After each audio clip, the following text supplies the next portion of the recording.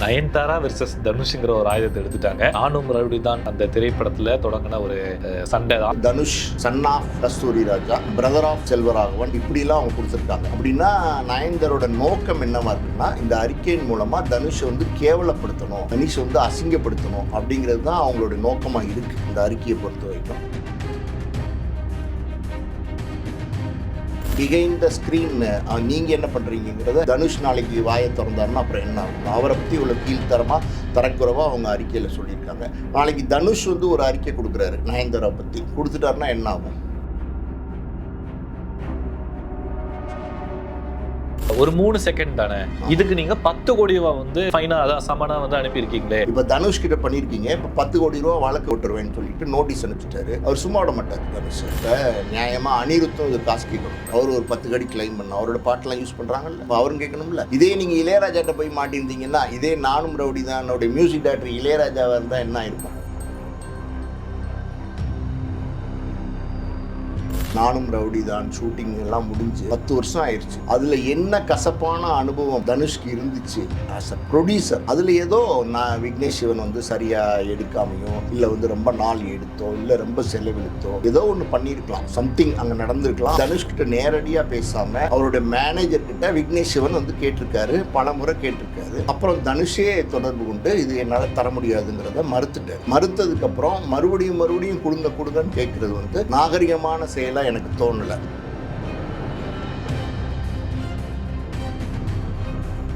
அறம்நாடு நேயர்களுக்கு அன்பு வணக்கம். இன்றைய நம்மளுடைய சிறப்பு நேர்காணலில் ஆஸ்கார் மூவிஸ் ப்ரொடியூசர் திரு பாலாஜி பிரபு சார் நம்ம கூட இருக்காங்க. சார் வணக்கம். வணக்கம். எப்படி இருக்கீங்க? நல்லா இருக்கேன். சோஷியல் மீடியா தினம்தோறும் பல கண்டென்ட்டை வந்து வாரி வழங்கிட்டே இருக்குது. நேற்றைய தினம் வரைக்கும் சூர்யா நடிப்பில் வெளியான கங்குவா திரைப்படத்தை பற்றி எதிர்மறையாக நிறையா விமர்சனங்கள் அப்படி போயிட்டு இருந்த சோஷியல் மீடியா. இன்றைக்கி காலையிலேருந்து சூர்யாவை மறந்துட்டாங்க. நயன்தாரா வெர்சஸ் தனுஷ்ங்கிற ஒரு ஆயுதத்தை எடுத்துட்டாங்க. கண்டிப்பாக அந்த அறிக்கையை நீங்களும் பார்த்துருப்பீங்க. நயன்தாரா கொடுத்துருக்க ஒரு அறிக்கை இன்றைக்கி ஒட்டுமொத்த சோஷியல் மீடியா ரசிகர்கள், முக்கியமாக தனுஷ் ரசிகர்கள் எல்லாத்தையுமே காயப்படுத்தியிருக்கு. ரொம்ப கலங்கடிக்க வைத்திருக்குன்னே சொல்லலாம். தனுஷுக்கு இப்படி ஒரு முகமா, ஏன் தனுஷ் இப்படி செஞ்சார் அப்படின்னு ஒரு தரப்பில் வந்து சொல்கிறாங்க. ஸோ நானும் ரவுடி தான் அந்த திரைப்படத்தில் தொடங்கின ஒரு சண்டை தான் இது வந்து இந்த அளவுக்கு நின்று இருக்கு. ஸோ ஒரு ப்ரொடியூசராக நீங்கள் எப்படி சார் பார்க்குறீங்க இதை? முதல்ல வந்து சூர்யா வந்து நயன்தாராக்கு பெரிய நன்றி சொல்லணும். ஏன்னா கங்குவா ரிலீஸ் ஆகி 2 நாளாக பயங்கரமாக ட்ரோல் ஆகிட்டுருக்கு. போட்டு சோஷியல் மீடியாவில் ஒரு வழி பண்ணிகிட்டு இருக்கிறாங்க சூர்யாவை. அதிலிருந்து சூர்யாவை நயன்தாரா வந்து வேறு டாபிக் கொடுத்து டைவர்ட் பண்ணி இப்போ மாற்றி விட்டாங்க. சூர்யா இப்போ தப்பிச்சிட்டார், அதான் உண்மை. அப்போ நன்றி யாருக்கு சொல்லணும்? சூர்யா வந்து நயன்தாராக்கு சொல்லணும். அதை முதல்ல அவங்க சொல்லட்டும், அது ஒரு பக்கம் இருக்கட்டும். அதாவது வந்து நயன்தாரா வந்து இன்றைக்கி காலையில் ஒரு சோஷியல் மீடியாவில் ஒரு அறிக்கை கொடுத்துருக்குறாங்க. அந்த அறிக்கையில் வந்து தனுஷ் ரொம்ப தாக்கி பேசியிருக்கிறாங்க. அதாவது வந்து தனுஷ் அப்படின்னாலே எல்லாருக்கும் தெரியும், ரஜினிகாந்த் மருமகன் அப்படிங்கிற அடையாளமே அவருக்கு கிடையாது. அந்தளவுக்கு அதையும் மீறி ஒரு பெரிய வளர்ந்த நடிகராக மாறிட்டார். கமர்ஷியலாக ஒரு பெரிய வெற்றி கொடுக்கக்கூடிய ஒரு நடிகராகவும், வியாபாரத்தில் பெரிய வியாபாரமாகக்கூடிய ஒரு நடிகராகவும், ஒரு பிஸ்னஸபிள் ஆர்டிஸ்ட்டாக, ஒரு சேலபிள் ஆர்டிஸ்ட்டாக தனுஷ் மாதிரி ரொம்ப நாள் ஆயிடுச்சு. தேசிய விருது கூட வாங்கி விருதுகள்லாம் வாங்கிட்டாரு. தனுஷ் வந்து ஒரு நல்ல நடிகர். தனுஷோட பர்சனல் விஷயங்களுக்குள்ள நம்ம போக வேண்டாம். தனுஷ் வந்து ஒரு நல்ல நடிகர். இப்போ அவரை போய் வந்து Dhanush son of Kasthuri Raja, brother of Selvaraghavan, இப்படிலாம் அவங்க கொடுத்துருக்காங்க. அப்படின்னா நயன்தாரோட நோக்கம் என்னவா இருக்குன்னா, இந்த அறிக்கையின் மூலமாக தனுஷை வந்து கேவலப்படுத்தணும், தனுஷை வந்து அசிங்கப்படுத்தணும் அப்படிங்கிறது தான் அவங்களுடைய நோக்கமாக இருக்குது இந்த அறிக்கையை பொறுத்த வரைக்கும். அப்படியெல்லாம் அவங்க எழுத வேண்டிய அவசியமே இல்லை. தனுஷ்ன்னு சொன்னாலே போதும். இன்னும் சொல்லப்போனால் சினிமா இண்டஸ்ட்ரியில் இப்போ பெரிய மீடியாலெலாம் வந்து அவரை டீன் மட்டுமே பேச ஆரம்பிச்சிட்டாங்க. அந்தளவுக்கு இருக்கிற டீன்னு பேசினாலே அறியப்படுற நடிகர் தனுஷாக இருக்கும்போது இப்படியெல்லாம் எழுதியிருக்கிறது அவசியமே இல்லாது. காரணம் வந்து அவங்க ரொம்ப அவரை கீழே மட்டமாக இறக்கி காட்டணுங்கிறதுக்காண்டி பேசியிருக்காங்க. அதுவும் இல்லாமல் அவருடைய பர்சனல் விஷயங்கள், அதாவது வந்து நானும் ரவுடி தான் ஷூட்டிங் எல்லாம் முடிஞ்சு 10 வருஷம் ஆயிடுச்சு. அதில் என்ன கசப்பான அனுபவம் தனுஷ்க்கு இருந்துச்சு ஆஸ் அ ப்ரொடியூசர் வண்டர்பர்ட் ப்ரொடியூசரா அப்படிங்கிறது நமக்கு தெரியாது. அதில் ஏதோ நான் விக்னேஷ் சிவன் வந்து சரியாக எடுக்காமையோ இல்லை வந்து ரொம்ப நாள் எடுத்தோ இல்லை ரொம்ப செலவழித்தோ ஏதோ ஒன்று பண்ணியிருக்கலாம், சம்திங் அங்கே நடந்திருக்கலாம். அதன் வெளிப்பாடாக தனுஷ் வந்து அந்த படத்தினுடைய அதாவது ஒரு சின்ன கிளிப்பிங்ஸ் இப்போ வந்து சர்ச்சையாக இருக்கிறது வந்து 3 செகண்டு உள்ள ஒரு கிளிப்பிங்ஸை வந்து டீசரில் யூஸ் பண்ணியிருக்காங்க. அதுதான் இப்போ சர்ச்சையாக இருக்குது. ஆனால் மெயின் பிக்சரில் வந்து நிறையா விஷயங்கள் அதில் பயன்படுத்தியிருக்காங்க அப்படின்னு சொல்கிறாங்க. இப்போ அந்த படத்து நானும் ரவுடி தான் படத்துடைய விஷயங்கள் அதனுடைய உரிமை அது எல்லாமே தனுஷ்கிட்ட தான் இருக்குது. ஆஸ் அ ப்ரொடியூசர் எந்த படமாக இருந்தாலும் அதில் நடிக்கிற நடிகையோ இல்லை டைரக்டரோ இல்லை அதை வந்து மியூசிக் போட்டவங்களோ யாருமே அதில் கிளைம் பண்ண முடியாது. இந்த பாடல் வரிகளை அவர் எழுதியிருக்காரு, அதை கூட பயன்படுத்த விட மாட்டேங்கிறாங்க அப்படின்னு சொல்கிறதுக்கு இவங்களுக்கு உரிமை கிடையாது. ஏன்னா அது தயாரிப்பாளரோட சொத்து. ஒன்ஸ் எழுதி நீங்கள் கொடுத்துட்டு காசு வாங்கிட்டீங்கன்னா அது தயாரிப்பாளரோட சொத்து. ஒரு பொருள் இருக்குது, ஏதோ ஒரு பொருள், ஒரு பேனானே எடுத்துங்களேன், அந்த பேனா வந்து ஒரு கடைக்காரர் விற்றுட்டாருன்னா அதில் நீங்கள் வாங்கி அதில் என்ன வேணாலும் எழுதிக்க வேண்டியதான். உங்களுக்கு பிடிச்சது வந்து நீங்கள் என்ன விருப்பப்படுறீங்களோ அது வேணால் எழுதிக்கலாம், கிறுக்கிக்கலாம், இல்லை உடைச்சி போடலாம், என்ன வேணால் பண்ணலாம். ஆனால் வாங்கினதுக்கப்புறம் அந்த பேனா வந்து யாரோட சொந்தம்? பேனா வாங்கினவரோட சொந்தம். கடைக்காரர் வந்து அதுக்கு காசு வாங்கிட்டார். காசு வாங்கினதுக்கப்புறம் அவர் மறுபடியும் வந்து இது பண்ண முடியாது, அவர் வந்து கிளைம் பண்ண முடியாது. என்னோட பேனா தான், நான் கொடுத்த பேனால தான் இவர் வந்து அருமையான கவிதை எழுதி பெரிய கவிஞராக இருக்கார் அப்படின்னு சொல்லி அவர் கிளைம் பண்ணால் அது நியாயமாக இருக்குமா? அந்த மாதிரி தான் இது தனுஷ் விஷயத்தில். ஒரு சொத்து, ஒரு படத்தினுடைய A to Z அது தயாரிப்பாளருக்கு தான் உரிமையை தவிர வேறு யாருக்கும் உரிமை கிடையாது. அதை வந்து தனுஷ்கிட்ட கேட்டிருக்காங்க கொடுங்க அப்படின்னு சொல்லி. அதுவும் வந்து தனுஷ்கிட்ட நேரடியாக பேசாமல் அவருடைய மேனேஜர்கிட்ட விக்னேஷ் சிவன் வந்து கேட்டிருக்காரு, பல முறை கேட்டிருக்காரு. அப்புறம் தனுஷே தொடர்பு கொண்டு இது என்னால் தர முடியாதுங்கிறத மறுத்துட்டார். மறுத்ததுக்கப்புறம் மறுபடியும் கொடுங்கன்னு கேட்குறது வந்து நாகரிகமான செயலாக எனக்கு தோணலை. அவர் கொடுக்க விரும்பலைன்னு சொல்லிட்டாரு. அப்புறம் இவங்க ஏன் அதை வந்து மறுபடியும் கேட்குறாங்க, அது ஒரு கேள்வி. ரெண்டாவது வந்து அதாவது தயாரிப்பாளரை மீறி அவங்க அதை பயன்படுத்தியிருக்காங்க, அதுவும் தப்பு. ஓகே சார், இப்போ என்னதான் இது வந்து நம்ம தப்புன்னு ஒரு கோணத்தில் பார்த்தாலுமே விக்னேஷ் சிவன் தரப்புலேருந்து என்ன சொல்கிறாங்கன்னா, ஒரு 3 செகண்ட் தானே, இதுக்கு நீங்கள் 10 கோடி ரூபா வந்து ஃபைனாக அதான் சமனாக வந்து அனுப்பியிருக்கீங்களே, சுத்தமாக மனசாட்சியே இல்லை. அதை சொல்லிட்டு நயன்தாரோட அறிக்கையிலேயே வந்து சொல்கிறாங்க, நீங்கள் வந்து உங்களுடைய ஆடியோ லான்ச்சில் வந்து உங்களோட ரசிகர்கள், அந்த இன்னசென்ட் ரசிகர்களை மேனிப்புலேட் பண்ணுறதுக்காக சொல்கிற ஸ்பீச்சை வந்து கொஞ்சமாச்சும் ரியல் லைஃப்லேயே பின்பற்றணும். அங்கே ஸ்டேஜில் ஒரு மாதிரி பேசிட்டு ஆஃப் ஸ்க்ரீனில் வேறு மாதிரி முகம் காட்டுறீங்க. ஏன்னா நானும் ரவுடி தான் செட்டில் வந்து இப்படி தான் இந்த மாதிரி நடந்துச்சு அப்படிங்கிறத ரொம்ப டீட்டெயில்டாகவும் டீப்பாகவும் வந்து பேசியிருக்காங்க. ஸோ அவங்க சொல்கிற விதத்தில் வந்து தனுஷ் வந்து ஆஃப் ஸ்க்ரீனில் ஒரு மாதிரி, ஆன் ஸ்க்ரீனில் ஒரு மாதிரி அப்படிங்கிற தனுஷ் மீது ஒரு பேடான இமேஜை சுமத்துறதுக்காக ஒரு தனுஷை வந்து ஒரு கார்னர் பண்ணி திருப்பி அந்த பேட் பாய் இமேஜை காட்டுறதுக்காகவே ஒரு செயலை அது பார்க்கலாமா சார்? முதல்ல உங்களுடைய கேள்வியினுடைய முற்பகுதிக்கு வரேன். அதாவது 3 செகண்ட் தான் அப்படின்ட்டு இருக்காங்க. இப்போ எஸ்எஸ் குமரன் ஒரு மியூசிக் டைரக்டர் இருக்கார், அவர் ப்ரொடியூசராக மாறிட்டார். அவர் வந்து எல்ஐசின்னு ஒரு படம் வந்து ரிஜிஸ்டர் பண்ணி வச்சுருக்காரு ஒரு நேம் எடுக்கிறதுக்காண்டி. அந்த எல்ஐசிங்கிற நேமை அவருடைய பர்மிஷனே இல்லாமல் அவர்கிட்ட கேட்காம விக்னேஷ் சிவன் வந்து தன்னோட படத்துக்கு எடுத்து பயன்படுத்தினார். அதாவது இது வந்து 3 செகண்டு, அது வந்து 3 எழுத்து கூட கிடையாது, லெட்டர். அப்போ அது வந்து இவர் விக்னேஷ் சிவன் பண்ணது நியாயமா? எல்ஐசி அவ்வளோதான் இது எடுத்திருக்காரு. அவர் இன்னொருத்தர் பதிவு பண்ணியிருக்காரு, இன்னொருத்தர் ப்ரொடியூசர், அவர் படம் பண்ணால் பதிவு பண்ணியிருக்கிறாரு. அவர் படம் பண்ணுவார், பண்ணாமல் இருப்பார். அந்த உரிமையை அவர் வாங்கி வச்சுருக்காரு, அதை ரெஜிஸ்டர் பண்ணியிருக்கிறாரு, டைட்டில் ரெஜிஸ்ட்ரேஷன் கமிட்டியில் ரெஜிஸ்டர் பண்ணியிருக்காரு. நீங்கள் வந்து எந்த விதமான பர்மிஷனும் எதுவுமே கேட்காம, எதை பற்றியும் கேர் பண்ணாமல் எல்ஐசிங்கிற டைட்டில் உங்கள் படத்துக்கு வச்சு நீங்கள் அந்த ப்ராஜெக்டை பண்ணுறீங்க. யார்? அந்த லவ் டுடே நடிகரை வச்சு, பிரதீப் ரங்கநாதனை வச்சு. அப்போ அது தப்பு இல்லையா? அதுவும் தப்பு தான். அவர் வந்து அதுக்கப்புறம் அதை கிளைம் பண்ணுறாரு, என்னுடைய டைட்டில் நீங்கள் இதை எடுக்கக்கூடாது அப்படிங்கிறாரு. அப்பையும் கேர் பண்ணல, நான் எடுப்பேன், நான் கண்டுக்க மாட்டேன் அப்படின்னு சொல்லிட்டு எல்ஐசின்னு எடுக்கிறாரு. அப்புறம் எல்ஐசி நிறுவனமே கூப்பிட்டு இது எங்களுடைய பேரை கெடுக்கிற மாதிரி இருக்குது, நீங்கள் மாற்றுங்கன்னு சொன்னோன்னா எல்ஐகேன்னு மாற்றிக்கிட்டார், லைக் அப்படின்னு மாற்றிக்கிட்டார்.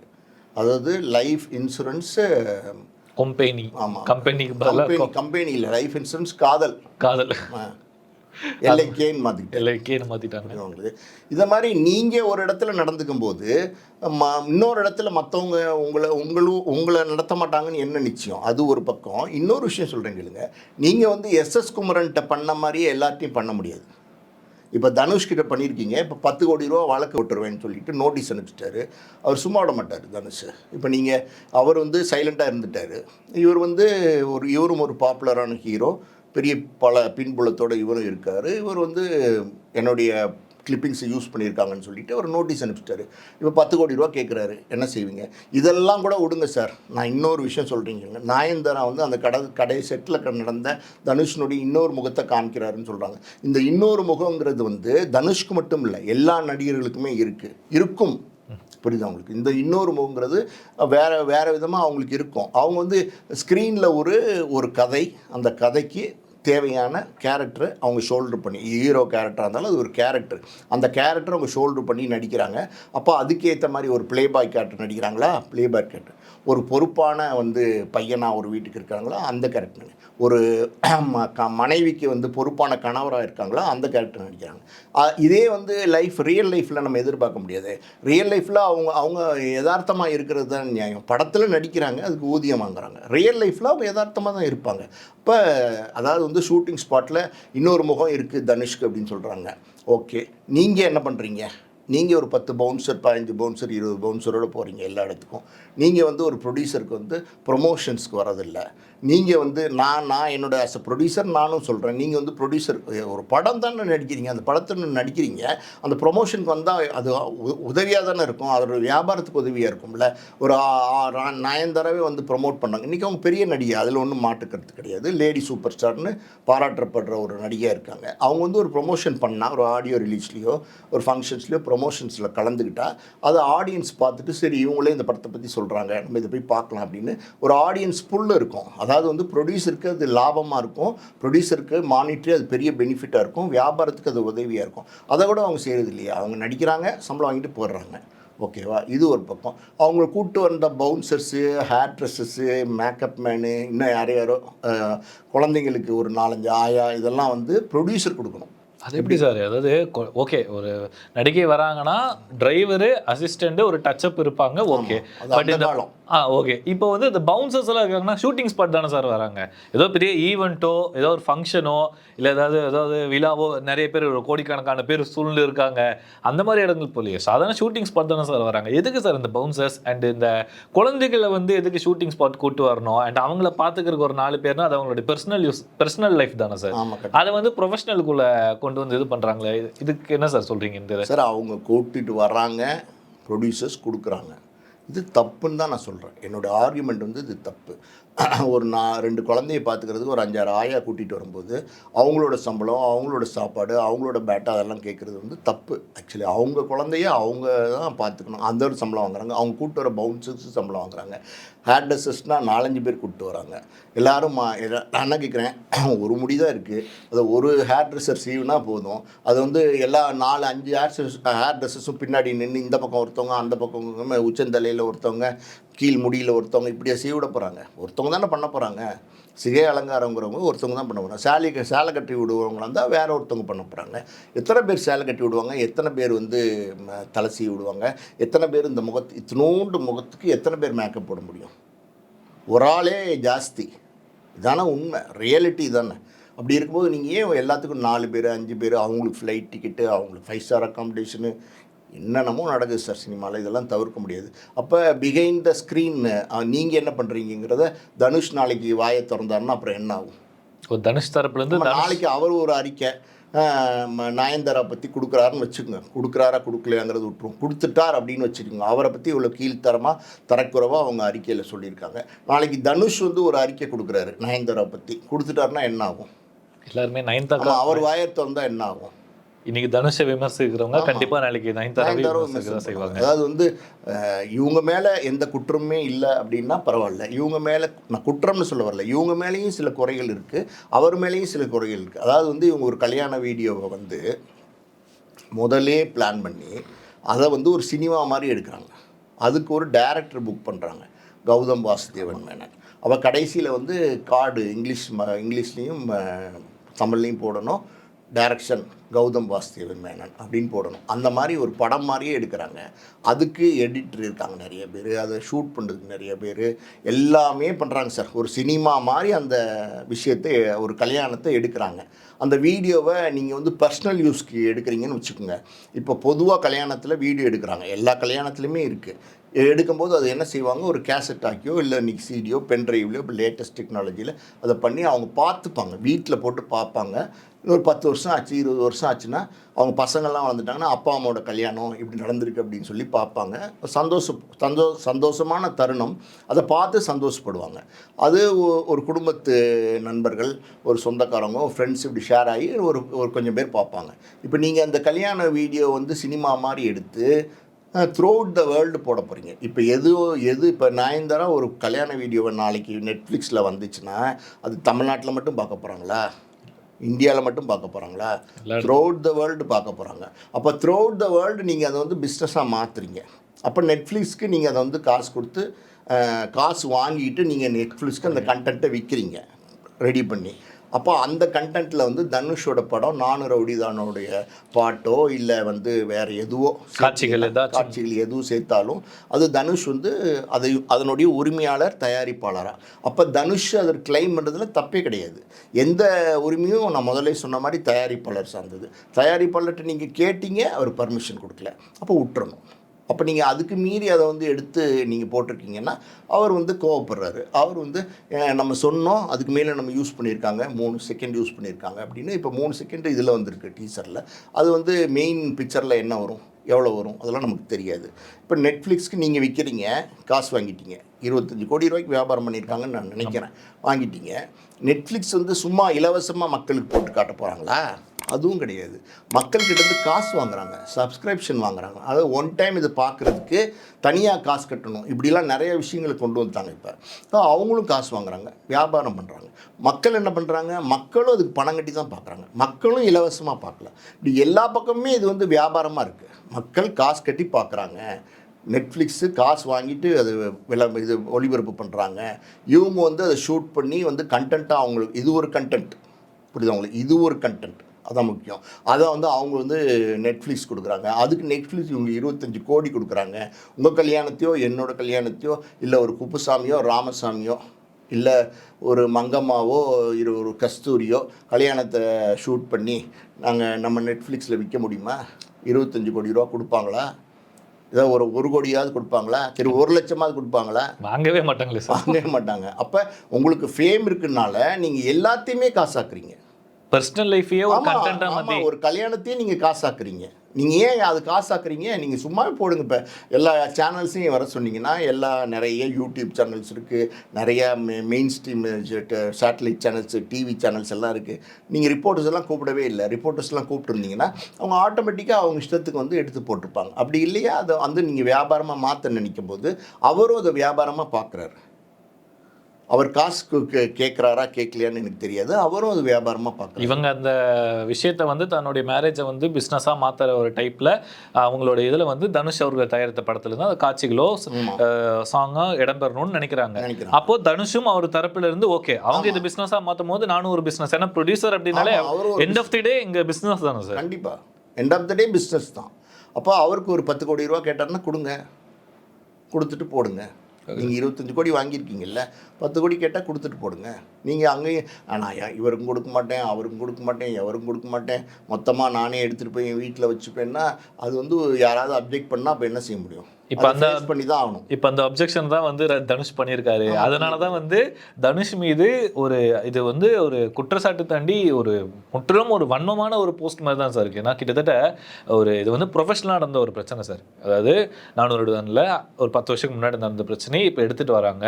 நெட்ஃப்ளிக்ஸில் இந்த மாதிரி உங்களோட கல்யாணம் அந்த ஃபேரி டெய்ல வந்து பிரச்சனை நடக்குது. ஆனால் இதில் வந்து அவங்க சொல்லக்கூடிய வார்த்தைகள் வந்து இப்போ நீங்கள் ஸ்டார்டிங் பண்ணும்போதே சொன்னீங்க, சன் ஆஃப் கௌஸ்தி ராஜா, பிரதர் ஆஃப் செல்வராகவன். அது ஃபஸ்ட்டு என்ன பெர்ஸ்பெக்டிவ் சொல்ல தேவையே இல்லையே.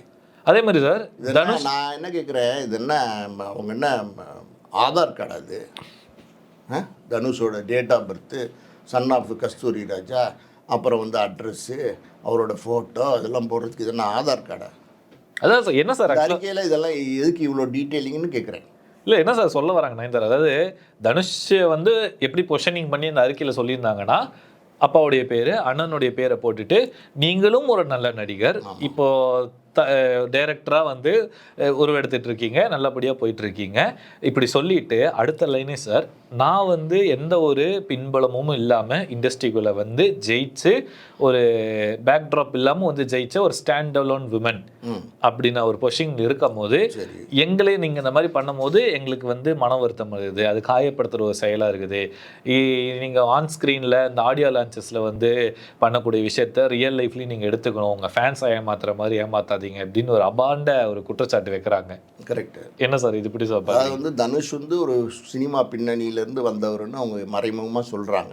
நான் வந்து சினிமா பின்னணி இல்லாமல் வந்தவங்க அப்படின்னு மறைமுகமாக என்ன வெளிப்படையாக சொல்கிறாங்க. அவங்க சினிமா பின்னணி இல்லாமல் வந்து இவ்வளோ வெற்றி பெற்ற ஒரு பெண்ணுன்னு சொல்கிறாங்க. அது வந்து நம்ம ஏற்றுக்கொள்ளலாம், அதில் ஒன்றும் தப்பு கிடையாது, அது ஓகே. ஆனால் நான் என்ன கேட்குறேன்னா, சினிமாவில் இருக்கிற எல்லா நடிகர்களும் எல்லா நடிகைகளும் சினிமா பின்னணியிலிருந்து தான் வராங்களா? அப்படி பார்த்தா அந்த காலத்தில் சாவித்திரி நடிகையர் திலகம்னு பேர் எடுத்தாங்க. இன்றைக்கி அவங்க லேடி சூப்பர் ஸ்டார் மாதிரி நடிகையர் திலகம்னு பேர் எடுத்தாங்க. அதுக்கு முன்னாடி தெலுங்கு இண்டஸ்ட்ரியில் நடிக்கிறாங்களே அவங்க விஜயசாந்தி, அவங்க வந்து அவங்களும் இதே மாதிரி வந்து லேடி சூப்பர் ஸ்டார்னு அந்த காலத்தில் பேர் எடுத்தவங்க. அவங்க சினிமா பின்னணியிலேருந்து வந்தவங்கன்னா, சரோஜா தேவி சினிமா பின்னணியிலேருந்து வந்தவங்களா? இல்லை, இப்போ விட்டுருங்க, பழசை விட்டுருங்க, புதுசு. இப்போ திரிஷா இருக்காங்க, இப்போ வந்து கீர்த்தி சுரேஷ் இருக்காங்க, இந்த நிறைய பேர் இருக்காங்க, யார் யாரோ இருக்காங்க, ஏகப்பட்ட நடிகர்கள் இருக்காங்க. இப்போ வந்து இந்த சிவகார்த்திகேயன் படத்தில் நடித்தாங்களே அவங்க பேர் என்ன? பிரியங்கா மோகன். இல்லை, இப்போ இந்த அமரனில் சாய் பல்லவி அவங்களாம் என்ன, அவங்களாம் ஒரு இது மலை பிரதேசத்துலேருந்து வந்தவங்க. அவங்களாம் எந்த சினிமா பின்னணியிலேருந்து வந்திருக்காங்க? அவங்களாம் பிரபலியமாகலையா? அவங்களாம் தனியாக ஜெயிக்கலையா? அவங்களாம் வெற்றி அடையலையா? அவங்களாம் புகழடையலையா? இத்தனை வருஷம் 100 வருஷம் சினிமா இண்டஸ்ட்ரியில் நயன்தாரா மட்டும்தான் பேர் எடுத்திருக்காங்களா? மற்றவங்களாம் இல்லையா? ஆண்களை எடுத்துக்கிட்டிங்கன்னா ரஜினிகாந்த் தனியாக வரலையா? கமலஹாசன் எந்த பின்புலத்தோடு வந்தார்? விஜய் அவங்க அப்பா சப்போர்ட் பண்ணார். அஜித்துக்கு யார் சப்போர்ட் பண்ணா சொல்லுங்கள்? தனுஷ்க்கு அவங்க அப்பா சப்போர்ட் பண்ணார், சூர்யாவுக்கு அவங்க அப்பா சப்போர்ட் பண்ணார். சூர்யாவுக்கு அவங்க அப்பாலாம் சப்போர்ட்லாம் பண்ண ஒரு சின்ன ஒரு அடையாளம், ஐடென்டி கார்டு மாதிரி, அது ஒரு விசிட்டிங் கார்டு. உள்ள நுழையிறதுக்கான சிவகுமார் சாரோட சன் அப்படிங்கிற ஒரு விசிட்டிங் கார்டு தான் சூர்யாவுக்கு, அது கார்த்திக்கு. இது அதுக்கப்புறம் வந்து அந்த விசிட்டிங் கார்டு வந்து ஒருத்தரை பார்க்குறதுக்கு போகிறதுக்கு கொடுக்குறது, டோருக்கு முன்னாடி சார் நான் வந்திருக்கேன்னு சொல்கிறதுக்கு தான் அந்த விசிட்டிங் கார்டு பயன்படும். போனதுக்கப்புறம் நீங்கள் யாருங்கிறது அங்கே காமிக்கணும், திறமை தான் அங்கே. ஆமாம், உங்களே நீங்கள் அவங்க எதிராளிகிட்ட உட்காந்து ஒரு பெரிய ஆளை பார்க்க போகும்போது நீங்கள் யாருங்கிற அவங்கக்கிட்ட ப்ரூவ் பண்ணணும். நீங்கள் வந்து கொடுக்குறது வந்து ஒரு visiting card, is an identity card மாதிரி கொடுத்து இது நான் வந்திருக்கேன்னு சொல்கிறதுக்கு தான் விசிட்டிங் கார்டு. அதுக்கப்புறம் உங்களுக்கு திறமை தான் அதுக்கப்புறம் பேசும். இப்போ ஏகப்பட்ட நடிகர்கள் இந்த சினிமாவில், விஜய் சேதுபதி எங்கேருந்து வந்தார், இன்றைக்கி பிரபல்யமாக மிக சிறந்த நடிகராக பாராட்டப்படுறாரு. சிவகார்த்திகேயன் எப்படி வந்தார், ஒரு அது இது எதுலேருந்து தானே வந்தார், ஒரு டிவி சேனல்லேருந்து தானே வந்தார். டிவி நடிகர் இவ்வளோ பெரிய பிரபலமாக வரமாட்டாங்கன்னு சொல்லுவாங்க, அதை பிரேக் பண்ணி அவர் வந்தார்ல. அப்போ நீங்கள் மட்டும் அந்த இது சொந்தம் கொண்டாடுறது வந்து நியாயமாக தெரில. அது ஆணாகட்டும் பெண்ணாகட்டும் இதில் பிரித்து பார்க்க முடியாது. போராட்டங்கள் எல்லாருக்கும் ஒன்று தான். அந்த போராட்டங்களை போராடி எல்லாரும் வந்திருக்காங்க, எல்லாருமே அப்படி தான். இறுதியாக 2 கேள்விகள் சார். இதை தொடர்ந்து முக்கியமாக இதுக்கு பின்புலமாக ஒரு முக்கிய புள்ளி இருந்துச்சு. யாருன்னா இது நயன்தாரா தனுஷ் மட்டும் இல்லை, விக்னேஷ் சிவன் வர்சஸ் தனுஷ்ங்கிற ஒரு டாப்பிக்கும் போயிட்டுருக்கு சார்.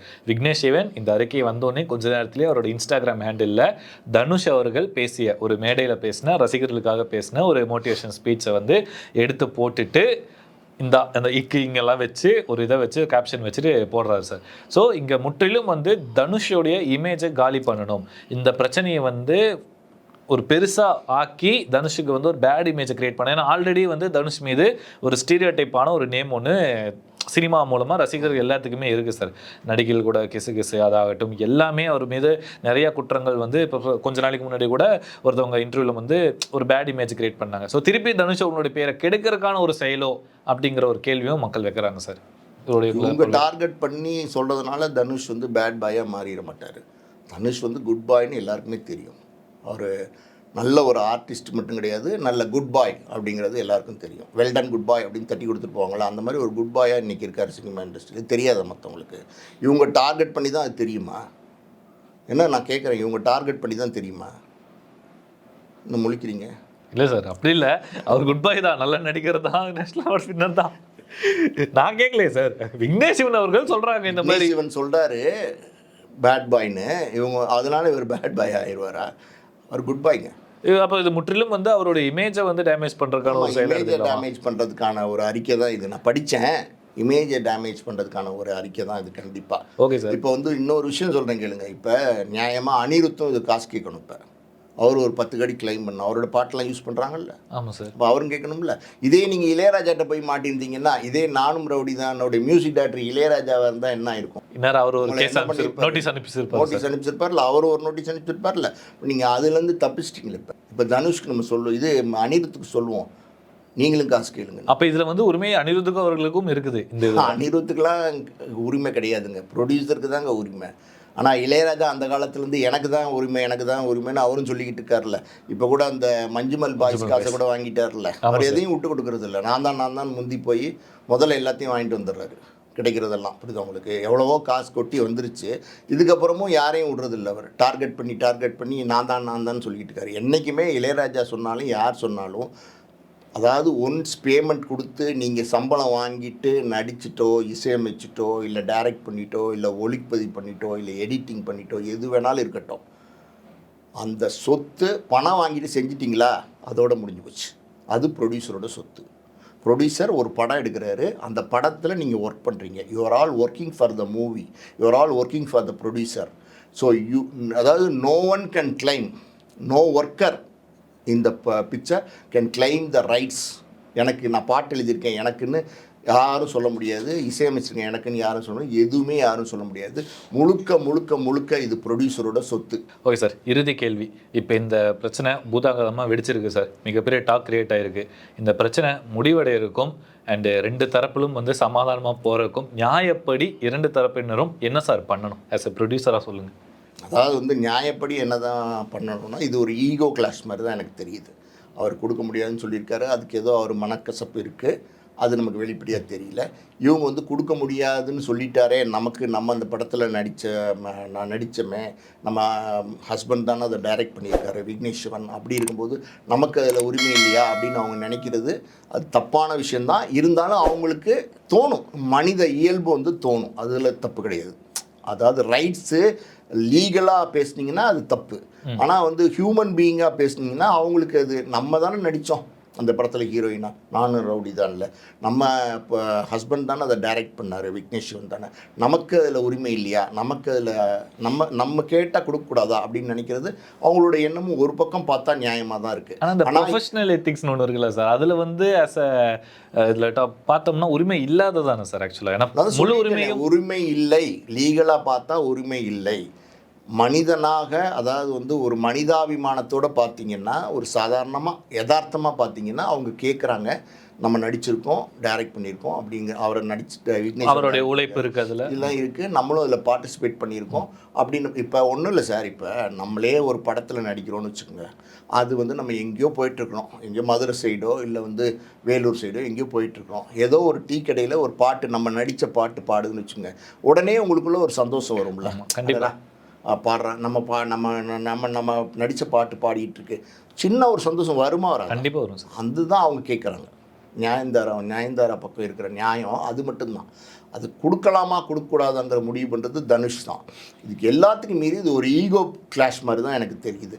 2 பேருமே ஆளுக்கு ஒரு ஸ்டெப் இறங்கி வந்தாங்கன்னா இது சால்வ் ஆயிரும். அது இறங்கி வராங்களா இல்லை மறுபடியும் ஏறி 2 பேரும் மாற்றி நோட்டீஸ் கொடுத்துக்கிறாங்களாங்கிறது காலம்தான் சொல்லும். பார்ப்போம் சார், மலை ஏறுறாங்களா மலை இறங்குறாங்களா, இது தீ வந்து அடுத்த நாள் கொழுந்து விட்டு எரியுமா இல்லை தண்ணி ஊற்றி அமைச்சிருவாங்களா அப்படின்னு வரக்கூடிய நாட்களில் பார்க்கலாம் சார். உங்களுடைய நேரம் அழைத்ததுக்கும் இதை பற்றி கொஞ்சம் டீட்டெயில்டாக ஆஸ் எ ப்ரொடியூசராக பேசுனதுக்கும் ரொம்ப நன்றி சார்.